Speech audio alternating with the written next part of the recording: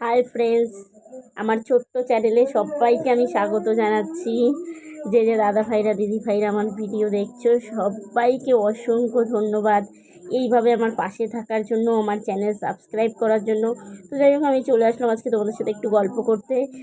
গল্প বলতে আমারই কিছু কাহিনী বলতে, যে বহুদিন পর মনে হলো যে না, আমি কিছু কিছু কথা বলিনি বা মনে আছে।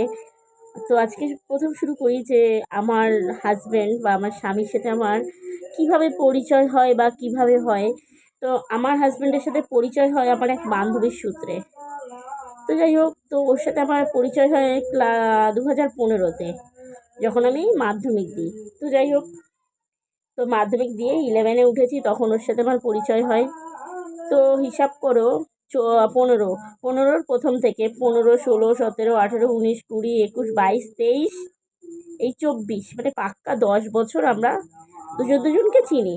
হয়তো সেটা মানে ক্লোজভাবে চিনি হয়তো এই বিয়ের 1 বছর আগে থেকে। তার আগে কিন্তু নর্মালি চিনি বা জানি যে সুরাজ নামে একজন আছে আমার বন্ধু, বা ও জানে মীরা নামে একটা বান্ধবী আছে। এই জাস্ট এইটুখানি আমাদের পরিচয়। তো আমার বক্তব্য হচ্ছে এটাই, যে আমরা হয়তো প্রথম দিক থেকে কেউ কাউকে পছন্দ করতাম না, বা আমরা কখনো ভাবিনি আমরা বিয়ে করব। কিন্তু যাই হোক, তো আমাদের 2019 সালে না 20 সালে আমাদের আবার 2019-এ মনে হলো যে না, আমরা বিয়ে করব। মানে আদৌ ভালোবাসা কিছুটাই মনে, কি জানি না, ওরও কী হয়েছে আমারও কী হয়েছে, বিয়ে করব। তো যাই হোক, তো মাঝখানে অনেকটা বছর গ্যাপ হয়ে গেছে, কেউ কাউকে চিনি, মানে কথা বলতাম না, কিছু না। তাও আমি মোটামুটি আমার বরকে চিনি আমি 10 বছর আজকে। সেইখানে দাঁড়িয়ে মানুষটা কেমন জানি চোখের সামনে মানে কালো ছায়ার মতো হয়ে গেল। 10 বছর, 10 বছর সে আমাকে চেনে, তারপরেও সে আমাকে মারতে বিন্দুমাত্র ভয় পায়নি বা বিন্দুমাত্র তার কষ্ট হয়নি। এখন দেখি আমারই আশেপাশে কিছু কিছু সম্পর্ক, কিছু কিছু রিলেশন, মানে আমারটা তো 10 বছর অনেক কম, 18 বছর, 19 বছর সম্পর্ক ছোটবেলা থেকে। হয়তো নতুন কারোর আগমনে 19 বছর, 20 বছরও মানুষ তখন মানে অতীত মনে হচ্ছে। তো মানুষ কি করে পারে একটা মানুষকে ভালোবাসার পরে বা সর্বস্ব দিয়ে ভালোবাসার পরে কি করে সেই মানুষটা এত এত তাড়াতাড়ি তৃতীয় ব্যক্তি আশায় চেঞ্জ হয়ে যেতে পারে? এইটাই আমার মাথায় ঢোকে না, মানুষ কি করে চেঞ্জ হয়। তো যাই হোক, এই কথাটা এই কারণেই বলা, কারণ আমার কোনো একটা বান্ধবীর সাথে এরকম কিছু হয়েছে, আমি খবর পেলাম, তাই আমি জাস্ট কথাটা তুলে ধরলাম যে ভালোবাসাটা কত তাড়াতাড়ি মানুষ তৃতীয় ব্যক্তি আশায় সব কিছু কেমন গণ্ডগোল হয়ে যায়। মানে তৃতীয় ব্যক্তিটা আমি বুঝি না যে কি করে এটা হয় বা কিছু, সেটা আমার ধারণা নেই। তো আজকে চলে আসি আমি আমার হাজব্যান্ডের কিছু কথা নিয়ে। তো বেশ কয়েকবার হয়েছে জানো তো, যখনই ওর সাথে আমার কোনো ঝামেলা হতো, মানে টুকটাক টুকটাক বলতে, ও সবসময় না মদ খেয়ে আসতো। আমি যদি নাইটি পরতাম না, সেই নাইটিটা আমি কেন পরেছি তার জন্য মদ খেয়ে এসে আমাকে বলতো কেন পরেছিস। তো সেটাও আমাকে ও খালি মুখে বলতে পারতো না। তো তো এরকম বহুবার হয়েছে যে বিনা কোনো কারণেই আমাকে এসে মেরেছে মদ খেয়ে। মানে নাইটি পরেছি কেন, বা কারোর সাথে কথা বলতে পারো না, আমি কথা বলেছি কেন। এমনও হয়েছে যে আমাকে একা একটা বাড়িতে রেখে ও আসাম চলে গেছে, আমাকে না জানিয়ে চলে গেছে। আমি জানি না, ঘরে আমার কিচ্ছু নেই, কিভাবে চলবো, অথচ শ্বশুর বাড়িতে আমি যেতে পারবো না, সেটাও আমাকে জানিয়ে দিয়েছিল। আমার বাপের টাকায় খেতে পারবি না। জানি না আমি জীবন সংগ্রামটা কতটা যুদ্ধ ছিল। তোমরা যেই আমাকে যেভাবে হেল্প করছো, সত্যি তোমাদের কাছে আমি অসংখ্য ধন্যবাদ।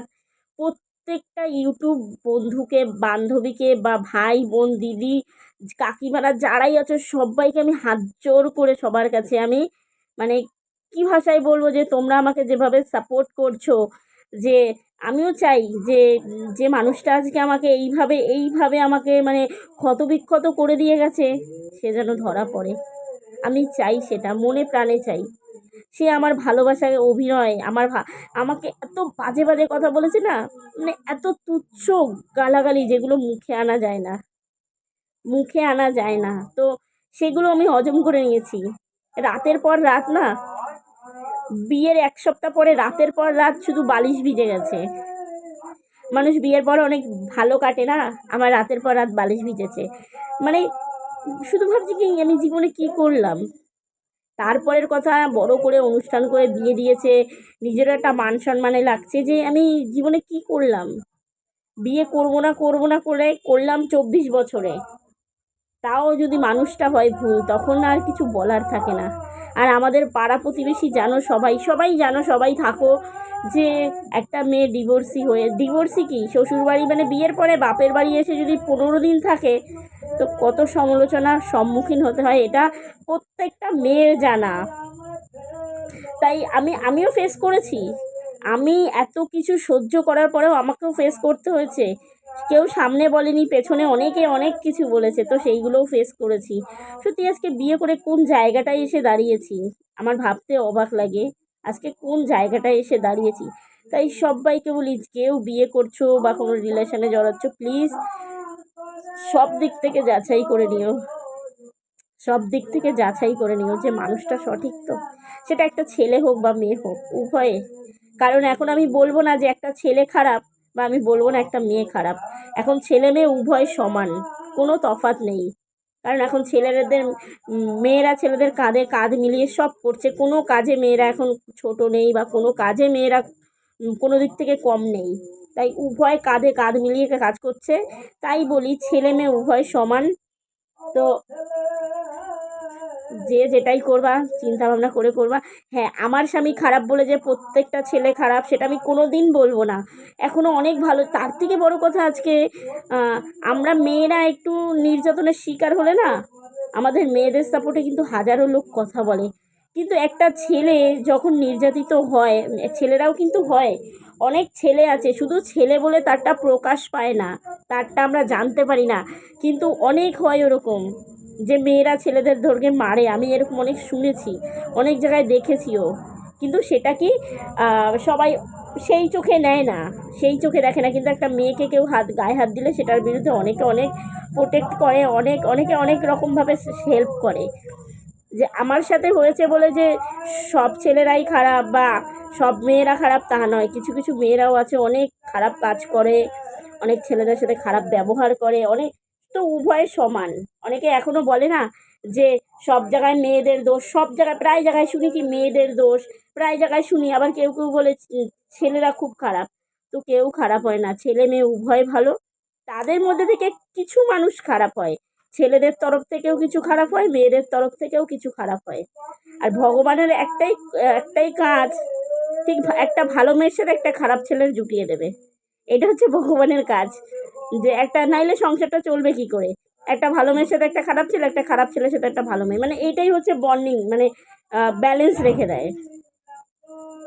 তাই সবাই ভালো থাকো, সুস্থ থাকো, এইভাবে আমাকে সাপোর্ট করো।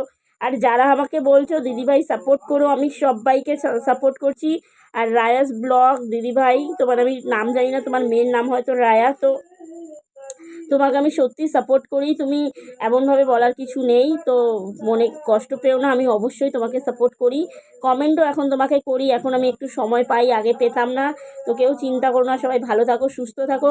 আর যার যার মনে হয় যে তোমার সাপোর্টের দরকার, আমার ভিডিওতে এসে কমেন্ট করে আমার চ্যানেলে কমেন্ট করো। কারণ এখন কেউ যদি আমাকে সাবস্ক্রাইব করে, সেই মেসেজটা কিন্তু আমার কাছে আসে না। আগে কি হতো, যখন আমার 1K সাবস্ক্রাইব হয়নি, তখন কিন্তু আমাকে যদি কেউ সাবস্ক্রাইব করতো, তার একটা নোটিফিকেশান আসতো।